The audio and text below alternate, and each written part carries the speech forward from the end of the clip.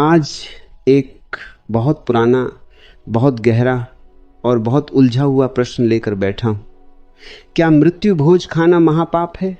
पहले तो यह समझना जरूरी है कि यह प्रश्न किसने पूछा होगा। यह प्रश्न किसी वैज्ञानिक ने नहीं पूछा, किसी बुद्ध ने नहीं पूछा। यह प्रश्न पूछा है समाज ने, परंपरा ने और डर ने। जहां भी पाप शब्द आता है वहां समझ लेना कि कहीं ना कहीं भय बैठा है। पाप कोई नैतिक सत्य नहीं है। पाप एक मनोवैज्ञानिक हथियार है जिससे मनुष्य को नियंत्रित किया जाता है। तो पहले प्रश्न को थोड़ा तोड़ते हैं। मृत्यु भोज क्या है? किसी के मरने पर 13वीं के दिन गांव समाज को भोजन कराया जाता है। यह प्रथा भारत में लगभग हर जाति, हर धर्म में किसी न किसी रूप में मौजूद है। हिंदुओं में 13वीं, मुसलमानों में चेहलुम, ईसाइयों में भी मृत्यु के बाद सामूहिक भोज की परंपरा है। अब सवाल यह है, क्या भोजन करना पाप है? भोजन जो जीवन का आधार है, जिसके बिना कोई साधु, कोई संत, कोई अवतार भी जीवित नहीं रह सकता, वह भोजन अचानक पाप कैसे हो गया? सिर्फ इसलिए क्योंकि वह किसी के मरने के बाद परोसा गया। पहली बात, पाप वस्तु में नहीं, चेतना में होता है। मैं तुमसे कहता हूं, कोई भी क्रिया अपने आप में न पाप है न पुण्य। पाप और पुण्य दोनों चेतना की अवस्थाएं हैं। तुम प्रेम से भोजन कराओ, वह पुण्य है। तुम दिखावे से भोजन कराओ, वह पाखंड है। तुम कर्ज लेकर, गहने बेचकर, बेटी की शादी का पैसा लगाकर भोजन कराओ, तब वह भोजन नहीं, हिंसा है। खुद पर की गई हिंसा और परिवार पर की गई हिंसा। तो असली प्रश्न यह नहीं है कि भोजन खाना पाप है या नहीं। असली प्रश्न यह है, यह भोजन किस चेतना से, किस मजबूरी से, किस दिखावे से आयोजित हुआ। दूसरी बात, मृत्यु का अपमान मत करो। जरा सोचो, जिसकी मृत्यु हुई है उसके शव की राख अभी ठंडी भी नहीं हुई और घर वाले हिसाब लगा रहे हैं कितने रिश्तेदार आएंगे, कितनी पंगत लगेगी, कौन क्या कहेगा अगर भोज छोटा हुआ तो। यह मृत्यु का अपमान है। मृत्यु इतनी बड़ी घटना है, जीवन की सबसे रहस्यमय, सबसे गहरी घटना, और तुमने उसे समाज की इज्जत का मसला बना दिया।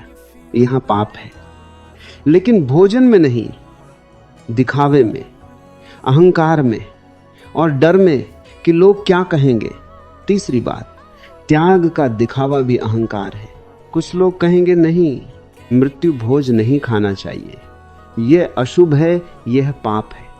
इनसे मैं पूछता हूं, तुम्हारा यह त्याग सच्चा है या यह भी एक दिखावा है?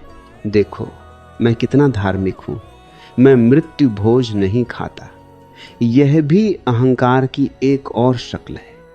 पाखंड कभी भोग में होता है, कभी त्याग में। दोनों जगह अहंकार खड़ा मिल जाएगा। असली धार्मिकता वहां है जहां न भोग का मोह हो, न त्याग का अहंकार।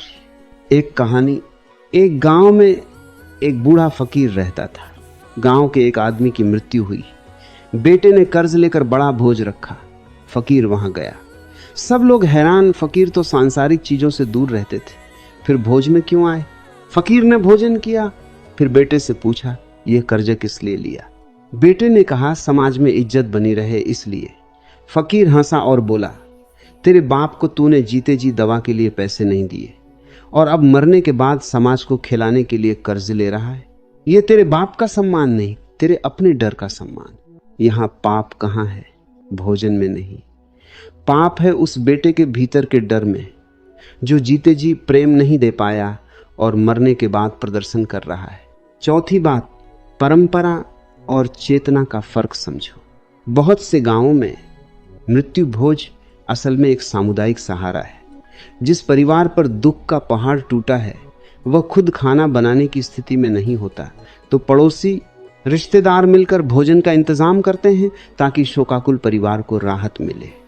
यह सुंदर है, यह सहयोग है, यह मनुष्यता है। लेकिन वही परंपरा जब बदल जाती है दिखावे में, कर्ज में, बराबरी की होड़ में। पड़ोसी ने 21 बिरादरी को खिलाया था, हमें तो पूरे गांव को खिलाना पड़ेगा, तब वही सुंदर परंपरा बोझ बन जाती है, हिंसा बन जाती है। तो मैं तुमसे कहूंगा, प्रथा को मत जियो, समझ को जियो। हर परंपरा पर प्रश्न करो, ये किस लिए है, क्या ये अभी भी वही काम कर रही है जिसके लिए बनी थी, या ये अब सिर्फ एक बोझ बन गई है, एक यांत्रिक दोहराव? पांचवी बात, शास्त्रों का हवाला मत दो, विवेक जगाओ। लोग पूछते हैं गीता में क्या लिखा है, मनुस्मृति में क्या लिखा है, गरुड़ पुराण में मृत्यु भोज को लेकर क्या कहा गया है। मैं कहता हूं शास्त्र तुम्हें विवेक देने के लिए है, विवेक की जगह लेने के लिए नहीं। कोई शास्त्र यह तय नहीं कर सकता कि तुम्हारे विशेष हालात में क्या सही है। अगर परिवार की आर्थिक स्थिति कमजोर है तो भोज मत करो, इसमें कोई पाप नहीं। अगर परिवार सक्षम है और प्रेम से बिना दिखावे के, बिना कर्ज के लोगों को भोजन कराना चाहता है तो इसमें भी कोई पाप नहीं। पाप सिर्फ एक जगह है जहां तुम अपनी सामर्थ्य से बाहर जाकर डर से, दिखावे से या अंधी परंपरा के पीछे भागकर कोई काम करते हो। निष्कर्ष तो प्रिय मित्रों, मेरा उत्तर सीधा है, मृत्यु भोज खाना अपने आप में महापाप नहीं है। भोजन कभी पाप नहीं होता। पाप होता है भीतर के डर में, दिखावे में, अंधानुकरण में और दूसरों को नियंत्रित करने की समाज की कोशिश में। अगली बार जब कोई तुमसे कहे कि यह करना पाप है, वह करना पुण्य है, तो रुक जाना। पूछना अपने आप से, क्या यह मेरी अपनी समझ है या किसी और के डर की प्रतिध्वनि है? जिस दिन तुम यह भेद कर पाओगे उस दिन तुम सच में धार्मिक हो जाओगे, किसी पंथ के अनुयायी नहीं बल्कि अपनी चेतना के मालिक। बस इतना ही ध्यान रखना, जो भी करो प्रेम से करो, डर से नहीं, दिखावे से नहीं, सच्चाई से करो। बाकी सब बातें, बाकी सब शास्त्र, बाकी सब पाप पुण्य की परिभाषाएं गौण हैं।